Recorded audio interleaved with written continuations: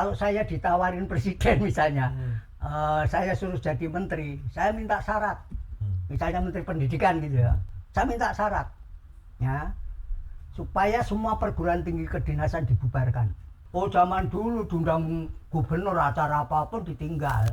Sekarang diundang gubernur, bupati, ada yang izin pamit inilah. Artinya apa? Dievaluasi, gitu loh. Jadi kayak ini pun juga kan sudah kerajaan kecil. Mentang-mentang bupati punya otonomi udah, makanya gua pikirin gubernur, ya toh. Nah sekarang sama saja gubernur itu sebetulnya kepanjangan tangan presiden untuk kebijakan-kebijakan itu supaya bisa mengalir ke bawah.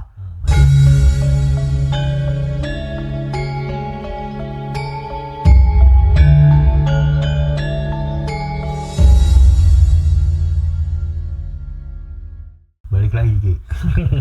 Tumben kamu ini full. Masih penasaran Ki. Gimana? Tadi kan kita sempat ngebahas tuh Ki tentang 2030 Indonesia bisa bubar, dan ada juga yang visi dari Indonesia itu 2045 itu sebagai Indonesia emas. Tanggapan kita kayak gimana? Satu-satu deh, dari yang bubar sama yang emas. Bertolak belakang juga kan? Ya semuanya bisa saja ya. Kalau secara logika ya bisa saja. Kalau keadaan sekarang itu dibiarkan, kesejahteraan rakyat itu tidak dipikirkan, ya bubar. Tidak ada ketegasan kepada para pecundang, para pencoleng, ya pasti bubar. Karena seperti tadi saya sampaikan bahwa ada kelompok sebagai apa ya, antek-anteknya kekuatan besar global itu yang menghendaki Indonesia itu menjadi jajahan gaya baru, ya itu yang dikehendaki. Begitu bubar kan mereka yang akan berperanan, akhirnya kan juragannya kan pindah ke mereka. Jadi bubar itu secara logika kalau penanganannya seperti ini ya itu bisa diiyakan. Artinya kalau diiyakan kan pasti lawannya kan tidak gitu ya. Kalau secara irasional ya tidak lah. Gitu. Kenapa tidak? Ya enggak mungkin lah. Indonesia itu negara pilihan kok. Loh kok bisa negara pilihan? Ya sawang Indonesia kan ya boleh saja. Saya ngomong negara pilihan. Tapi ada indikatornya adalah tentang ekonomi. Kayak sekarang ini kan ekonomi kan sedang lesu ya, kalau bisa dibilang. Kayak Uni Soviet itu bubar ya karena perekonomiannya tidak stabil. Tidak stabil kan karena mereka tidak mempunyai modal dasar, dalam artian mereka harus mengambil dari luar. Dan di Indonesia itu apa-apa ada. Kan tinggal pengelolaannya saja. Gitu. Selama manusia itu mampu pangruating diyu hanya dengan cita-cita Hayuningrat, seperti yang saya sampaikan di Sastro Cindro Hayuningrat itu, ya nggak bakalan terjadi.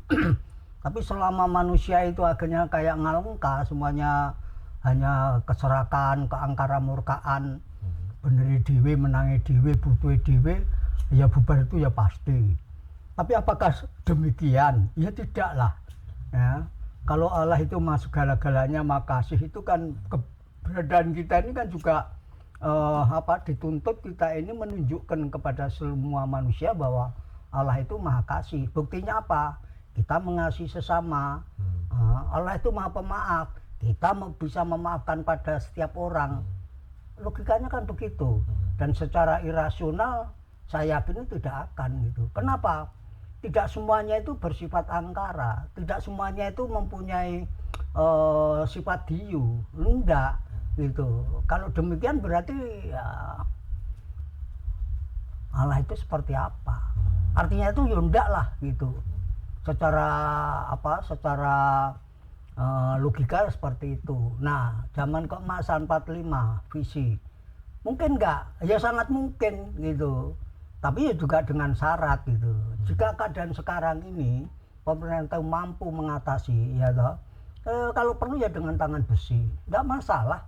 Nah, lebih baik mengorbankan 1, 2, 3 orang daripada mengorbankan sekian ratus juta, daripada mengorbankan masa depan anak-anak. Loh kenapa enggak? pecundang sikat gitu. Jadi pengkhianat cita-cita proklamasi sikat, menjadi pelacur ideologis habisin, nggak masalah bagi saya itu. Gitu. Memang gimana ya, butuh ketegasan bahwa tidak langsung ujuk-ujuk seperti itu. Tentu saja perlu dilakukan suatu dialog gitu ya. Dialog diperingatkan, nekat nggak usah pakai diperingatkan lagi. Itu aturan 3 kali ya nggak ada, urusan 3 kali nggak ada. Kan bisa diputar balikan, wah ini zaman ini nih orde baru juga nih tentang kekerasan yang didahulukan.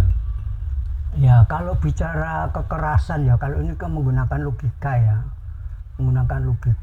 misalnya kayak tadi saya sampaikan bahwa ada bargaining ya antara Amerika dengan dengan Pak Harto setelah Bung Karno itu dilengsarkan, bukan lengser, dilengsarkan itu, bahwa ada tugas yang berat yang harus diemban oleh Pak Harto.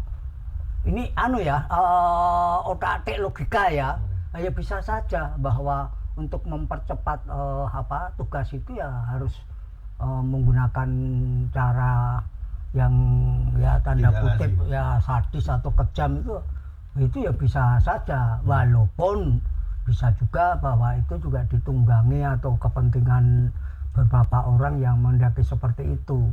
Tapi kalau kita sebagai orang yang menyadari hidup dan kehidupan, setiap orang itu mempunyai watak yang berbeda, dan kita menyadari bahwa ada watak ksatria, ada watak diyu itu, ya itulah kehidupannya ya seperti itu. Dan kita membiarkan yang diyu-diyu itu, gitu. Sama saja sekarang. Tinggal bagaimana kita menghadapi mereka ini.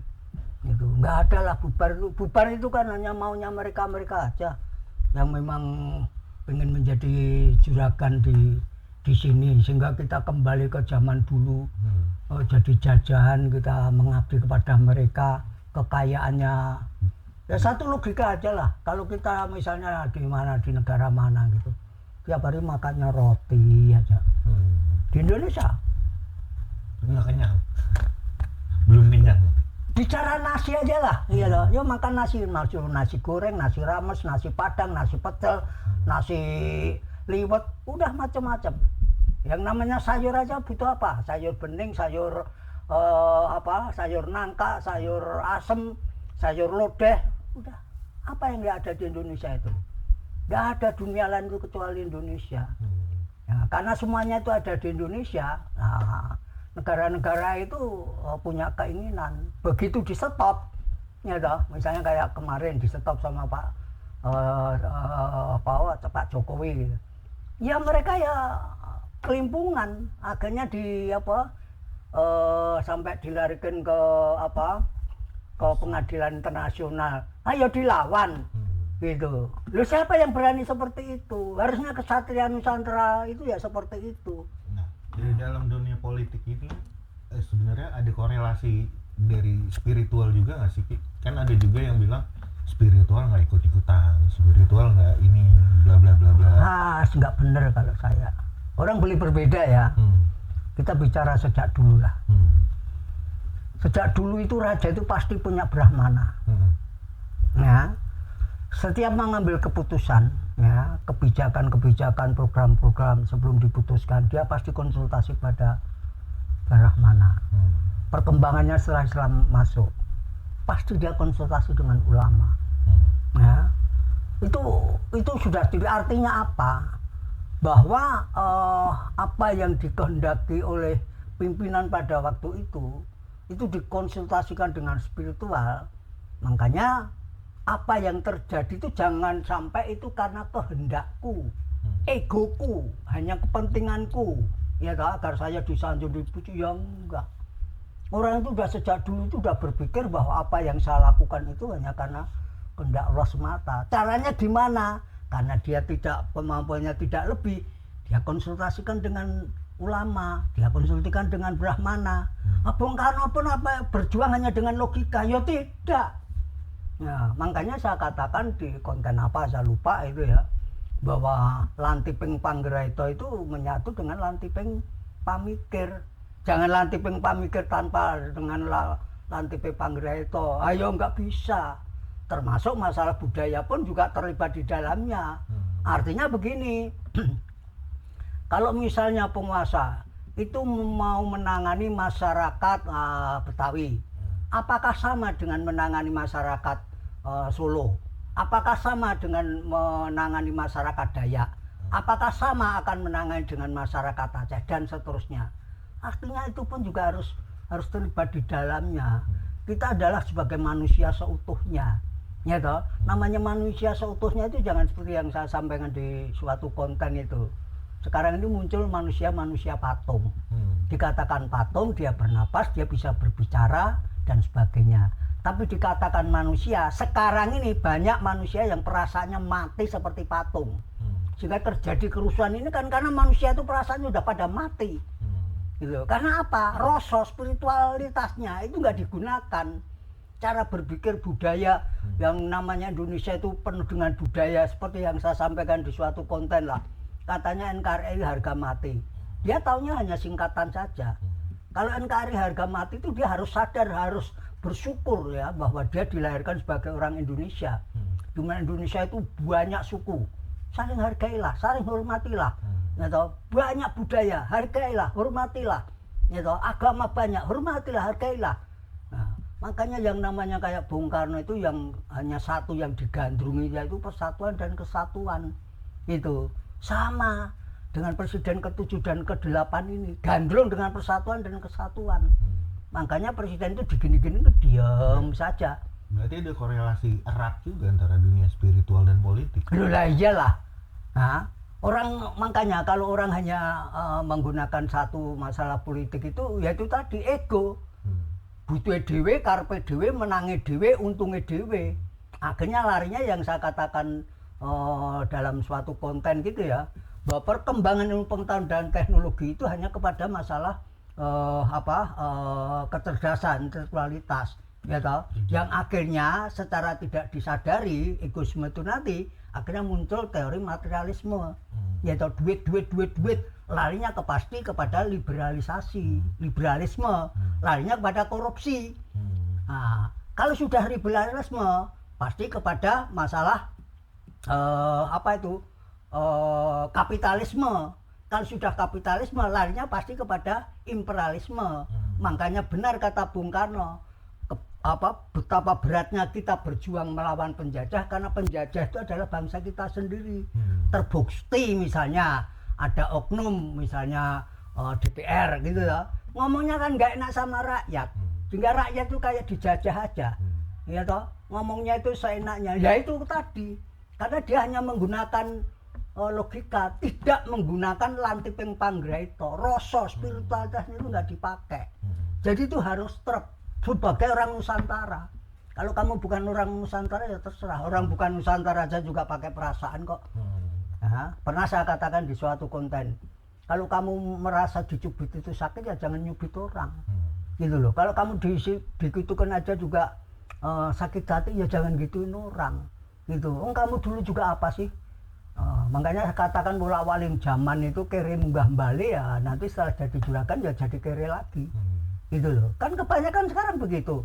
Akhirnya begitu di atas seenaknya sama rakyat kecil. Padahal dia dulu juga bagian dari rakyat kecil. Orang berjuang itu kan harus dari bawah.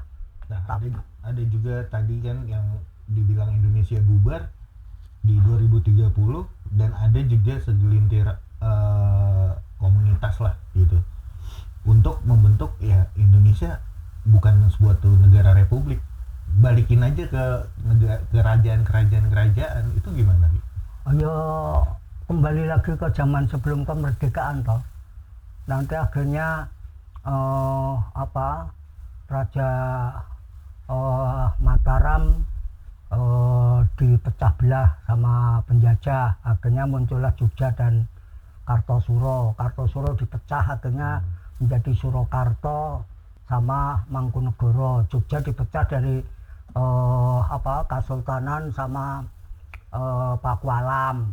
Apakah yang mau terjadi mau seperti itu? Gitu loh. Jadi ya boleh saja orang memprediksi seperti itu, ya boleh saja.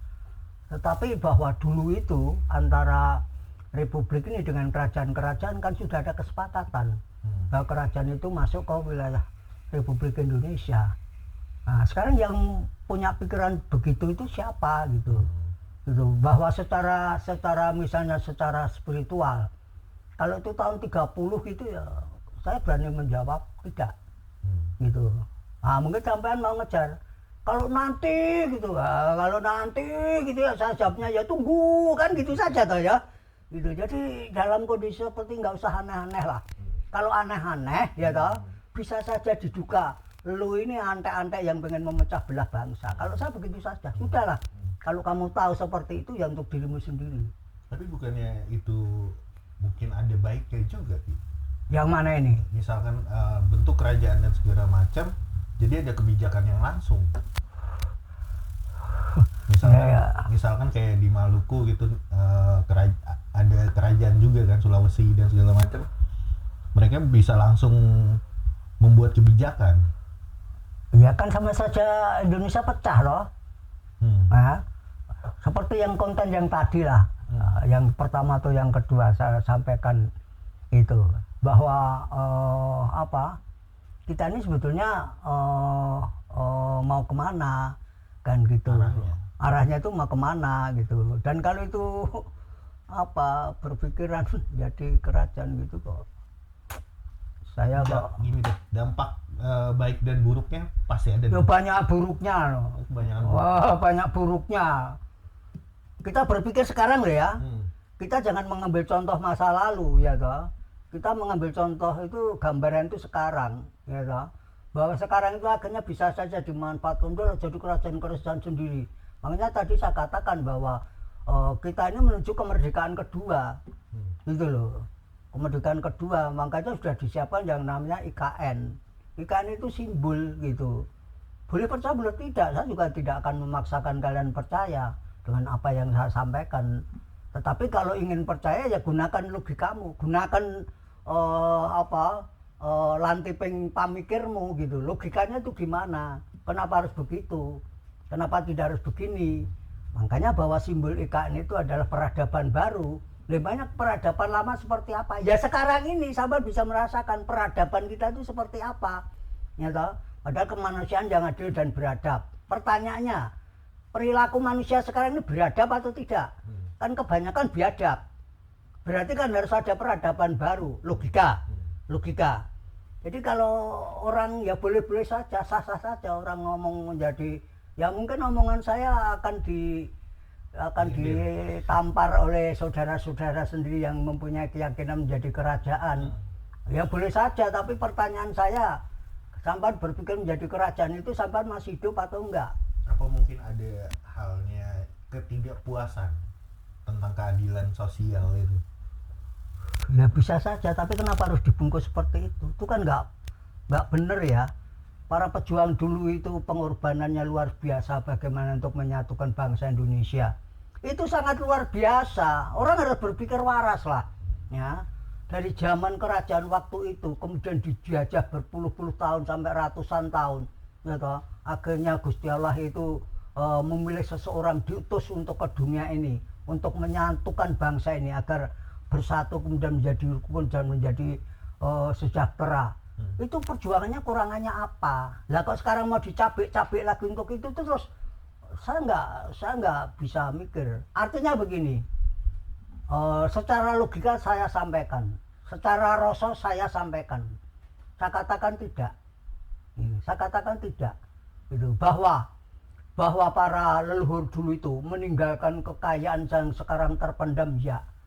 Artinya itu kalau misalnya tadi katanya tentang perekonomian dan lain sebagainya itu, saya yakin itu nanti akan selesai. Saya yakin akan selesai. Itu sesuatu hal yang irasional. Oh iya. Sulit bisa diterima secara akal. Oh iya. Kalau saya yakin mau apa? Gitu loh. Emangnya hanya saya sendiri yang yakin? Enggak. 1, 2 yakin. Oh iya yakin. Kapan? Nah, itu kan perlu tidak harus diomongkan kapan. Namanya kan bukan sesuatu hal yang tertutup, gitu loh. Ya kan karena ketidakpuasan tadi, waktu yang pasti itu pasti orang ini dong. Ya makanya secara secara rasional saya kalau ada visi tahun 45 itu zaman keemasan, bisa nggak? Oh bisa. Artinya apa? Ya tergantung bagaimana mulai sekarang. Nah, sekarang ini sudah ditunjukkan dengan alam, sudah ada simbol, sudah ada tanda-tanda dari alam untuk mencapai visi Indonesia emas tahun 45. Ya kejadian sekarang ini harus dibungkam, harus dihentikan. Nah, setiap pemimpin sudah harus istilahnya itu mengorbankan segala sesuatunya hanya untuk Ibu Pertiwi, untuk bangsa dan negara. Kalau Undang-Undang Dasar menyatakan bahwa kekayaan alam itu diperuntukkan untuk rakyat, ya itu laksanakan dengan baik gitu loh. Semuanya kita harus retooling. Ya, kata Bung Karno itu harus retooling. Semuanya harus dibenahi, diperbarui, sistem-sistem lama dibongkar, diganti yang baru. Setiap sudut, setiap bidang, setiap segi itu harus retooling. Mana yang tidak betul itu. Sekarang kalau hanya segelintir pejabat itu hanya berapa sih kalau dibandingkan dengan rakyat gitu. Rakyat harus dipikir yang benar. Bagaimana keadilan sosial bagi seluruh rakyat Indonesia. Misalnya masalah pajak, hitung yang benar dong. Itu. Bagaimana supaya rakyat itu tidak tertindas dengan pajak tinggi. Pernah saya sampaikan itu. Dulu sampai nanya masalah apa itu koperasi atau apa itu yang masalah gas itu loh. Loh itu sebetulnya kan gagasan yang baik, cuma tidak disosialisasikan. Ya. Kenapa harga menjadi tinggi sehingga ekonomi itu agak seret? Karena dari pabrikan itu ada apa namanya?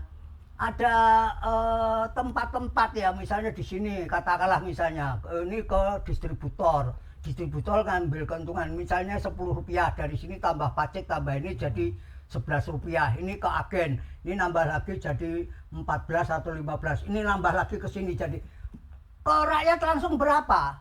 Dari pabrik itu 10, bisa aja sampai rakyat itu menjadi 20. Kenapa ini nggak dipotong? Seperti gagasan Bung Hatta itu yang namanya koperasi. Ini langsung, pupuk langsung, gas langsung, dan sebagainya langsung. Kenapa dia harus pakai di tempat-tempat? Iya, sekarang satu contoh aja misalnya gas. Ya, itu ada gagasan bahwa pengecer itu akhirnya menjadi agen. Yang malah siapa? Distributor lah. Pernah di TV itu ya toh para kapitalis itu pada marah itu. Lah kan dia dirugikan. Rakyat kan diuntungkan. Permasalahannya adalah tidak ada sosialisasi. Kalau pengecer itu diperlakukan kayak agen sebelumnya, di drop setelah laku baru bayar, semua orang pengen. Kan ini enggak.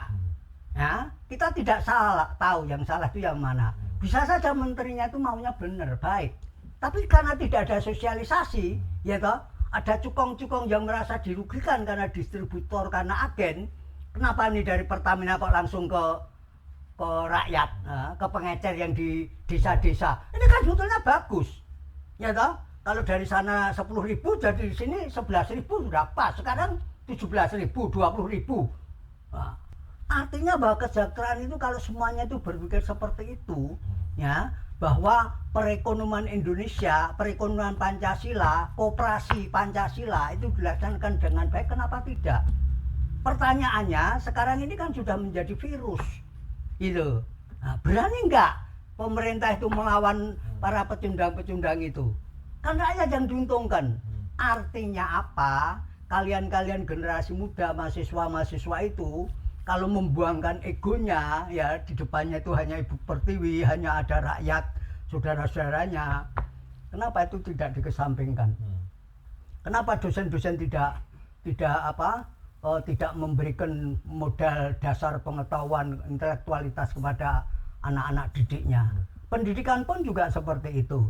Sekarang aja ya, semua menteri, ya, kalau saya ditawarin presiden misalnya, saya suruh jadi menteri, saya minta syarat, misalnya menteri pendidikan gitu ya, saya minta syarat, ya, supaya semua perguruan tinggi kedinasan dibubarkan. Kenapa? Anakmu, adikmu, kamu lulusan cum laude ya dari Gajah Mada misalnya, ekonomi, bisa masuk ke Departemen Keuangan. Menterinya nggak percaya sama menteri pendidikan. Tidak percaya dengan perguruan tinggi, makanya dia mendulukan sekolah tinggi. Sama bisa masuk ke Departemen dalam negeri. Walaupun sampean itu hebat di ilmu pemerintahan, sosiologi, sosiatri, tidak bakalan. Karena Menteri Dalam Negeri tidak percaya dengan Menteri Pendidikan, makanya membuat sekolah tinggi sendiri. Ini kan yang jadi masalah. Ya loh? Kepercayaan itu. Loh, lah iya, yang namanya Undang-Undang Sisdiknas ya nomor 20 tahun 2003 ya, itu sebetulnya kedinasan itu tidak masuk. Karena di dalam daftar inventarisasi masalah DIM itu sudah disepakati tidak. Dan itu pula sebagai anggaran tinggi juga. Betul. Kedinasan itu ya hanya kepolisian, kalau dulu istilahnya Akabri ya, Akademi Militer gitu. Nah kalau mau tambah kedinasan ya seperti yang saya sampaikan itu, kedinasan guru. Guru itu dikirim dari daerah, karena daerah lah yang tahu kekurangan guru apa. Oh saya kurang guru matematika, oh saya kurang guru ini, saya kurang guru ini. Kan yang ngerti daerah. Gitu loh. Artinya apa? Ini kan hanya pemikiran. Coba kita buka, bener nggak? Sebenarnya simpel ya, tinggal mau atau tidak menjalankan itu. Iya, kemauan politik saja. Cuman kan banyak orang dirugikan yang sudah mapan. Makanya saya sampaikan di suatu konten gitu ya, bahwa dengan keberhasilan keluarga berencana itu mungkin ya, bahwa data kependudukan itu yang senior kamu itu menggelembung, yang muda itu cuma ini. Bagaimana kamu bisa bersaing dengan yang di atas? Wong seniormu pada ndablek pengen nikmat terus kok. Kalian yang muda. Akhirnya ada sekarang misalnya contoh oknum-oknum mahasiswa lah, akhirnya dia sudah menjadi pelacur, ya toh, pelacur intelektual, ya toh, menggadekan dirinya, harkat martabatnya diturunkan. Loh apa gini-gini itu mau diteruskan? Nusantara nggak punya budaya seperti itu. Gitu. Jadi jagalah bahwa malah ngajak untuk lah iya, karena ya banyak alasan lah, karena lingkungan, karena tekanan ekonomi, atau karena dia ambisi, wah kalau saya dekat dengan dia, saya mau masuk dia, saya besok langsung jadi anggota DPR. Kan ada juga tokoh mahasiswa yang begitu kemarin pilihan dia langsung jadi anggota DPR, kan ada, karena dia dulu jadi pelacur kan gitu. Melacurkan intelektualitasnya, janganlah gitu. Kalau saya sekarang ngomong gak keras itu karena ya prihatin aja, miris saja lah. Berarti kebanyakan istilahnya yang tadi dibilang kan, kalau misalkan Indonesia ini bubar dan menjadi kerajaan, lebih banyak buruknya. Oh masa buruknya. Nah, sekarang pemerintah di Indonesia, kalau kerajaan siapa? Katakanlah yang jadi rajanya di Indonesia siapa? Yang dari kerajaan Goa atau kerajaan Cirebon malah jadi atau kerajaan ya toh. Nah, enggak, kita berdiri sendiri. Berarti enggak ada negara kesatuan Republik Indonesia toh, bubar toh. United Kingdom. Nah, ya kalau United Kingdom pun kan pasti ada penguasanya. Dari mana? Gitu. Yang dipilih misalnya dari apa? Jogja kan kuat, harus dari Jogja. Misalnya, iya toh. Kutai usahakan jauh lebih kuat. Itu loh. Caranya mikir gitu loh. Bahwa sejarah sebelum adanya negara ini dulu itu ada kerajaan-kerajaan ya. Bahwa itu leluhur-leluhur kita yang telah memberikan modal dasar yang namanya budi pekerti, yang namanya budaya adat yang sangat adiluhung, oh itu ya. Tapi bahwa itu bukan berarti itu dibawa untuk sesuatu hal yang ya nggak masuk akal lah. Lah iya.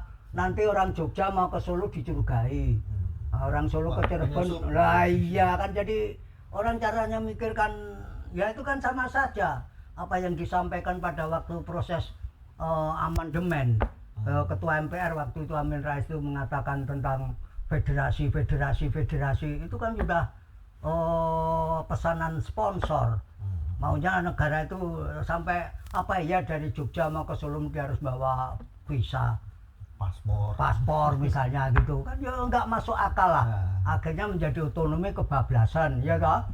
Otonomi kebablasan, kenapa dikatakan kebablasan, ya kan?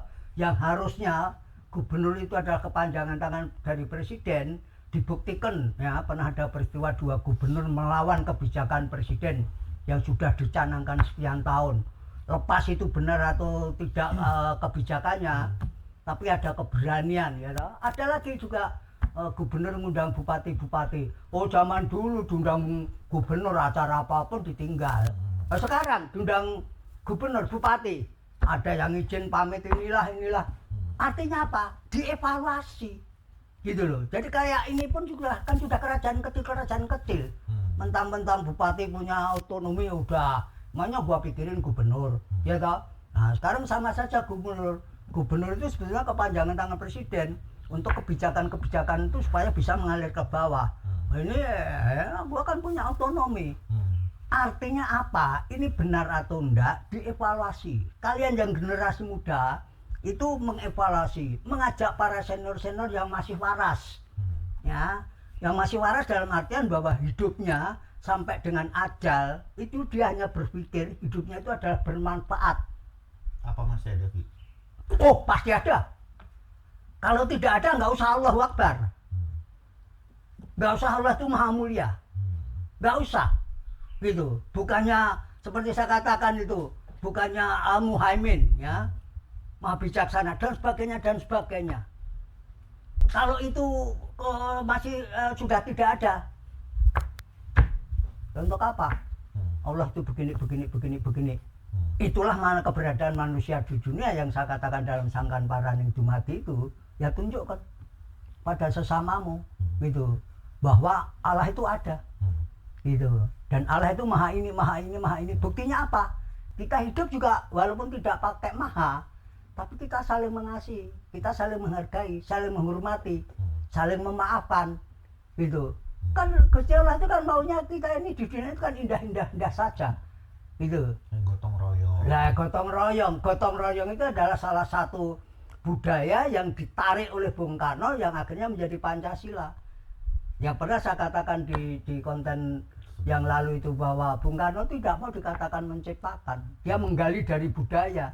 Gotong royong diambil, ojo dumeh diambil. Nah sekarang itu ojo dumeh malah dipelihara ya. Ojo dumeh kebanyakan di belakang truk doang. Ojo dumeh itu kan jangan sewenang-wenang, jangan mentang-mentang. Ya toh, dulu pada waktu mau pilihan kayak pengemis saja, tolong dong aku dibantu dipilih gitu. Setelah dipilih, apa? Lu kan udah gua bayar. Nah, bagi masyarakat itu harusnya nanti 29 itu nggak usah terdiri itu sebetulnya menjual harga diri dan martabat. Katakanlah misalnya 100.000 dibagi 5 kali 12 kali 30, dihitung sehari cuma digaji sama anggota DPR itu berapa? Ada 50 perak. Tapi balasan dari masyarakat mana? Bisa dibilang karena kebutuhan. Iya, katakanlah dia kepepet atau apalah. Sekarang 100.000 itu untuk apa? 50 ada kan di kampung cuma 20.000. Lah kok harga dirimu, martabatmu itu seperti itu? Kelasmu kok hanya serendah itu? Ya, walaupun orang kampung ya dalam artian sosial ekonominya itu sementara masih di bawah, ya jangan menjual harga diri martabat dong. Kesatria Nusantara nggak begitu. Nah, kalau sejak awal mulai dari bawah itu sudah mempunyai sifat seperti itu, yang di atas itu mikir. Gitu. Semoga saja ini menjadi pelajaran peristiwa-peristiwa ini, gitu. Nah, pesannya untuk kita semua nih. Ya itu tadi. Ya, kalian harus belajar dari para leluhur bagaimana hidupnya itu adalah untuk kesejahteraan. Walaupun ya akhirnya juga ada 1-2 juga yang raja-raja dulu yang dolim, ya toh. Tapi bahwa hidupnya itu adalah bermanfaat untuk banyak orang. Dan budayanya sudah diwarisin oleh para leluhur kita, ya kamu sadar tentang keberadaanmu di dunia. Kamu sebagai orang Jawa katakanlah, yo kowe ya kudu njawani, aja ngarapi gitu loh, aja ngindiani, ya aja Yahudini gitu loh. Kamu Jawa ya Jawa, kamu Sunda ya Sunda gitu loh. Kamu orang Aceh ya jadilah orang Aceh, jadi orang Padang ya jadi orang Padang. Bangga jadi. Iya dong. Jangan malah protes. Kamu tuh siapa kok protes sama Gusti Allah? Terus merubah dirimu menjadi yang tidak benar. Ya orang boleh saja nggak cocok dengan omongan saya, nggak apa-apa. Tapi kalau kita sama-sama mau jernih, ayo kita dialog. Nggak masalah. Sama-sama berjalan dengan seiringan lah. Iya, jadi artinya ke depan itu kita mau runtuh atau mau tidak, kita mau menuju zaman keemasan atau tidak, itu pun juga kita semuanya, masyarakat sampai yang paling rendah itu akan terlibat langsung. Kalau orang yang tetap nyinyir, tetap dia ragu, udahlah mati aja lah kamu. Kasarnya seperti itu. Kita semua harus punya semangat. Semangat untuk kebersamaan. Bahwa ada rintangan, ada hambatan, ya. Bareng-bareng. Tapi harus kita hadapi secara bersama. Kalau bisa kita nasihati. Bukan Kalau saling tidak, mengolok. bukannya mengolok gitu. Berarti kelasmu ya sama saja. Kelasmu ya rendah kayak yang ngemolok-olokin. Oke, terima kasih Ki. Sama-sama. Atas penjelasannya. Iya, oke. Lanjut.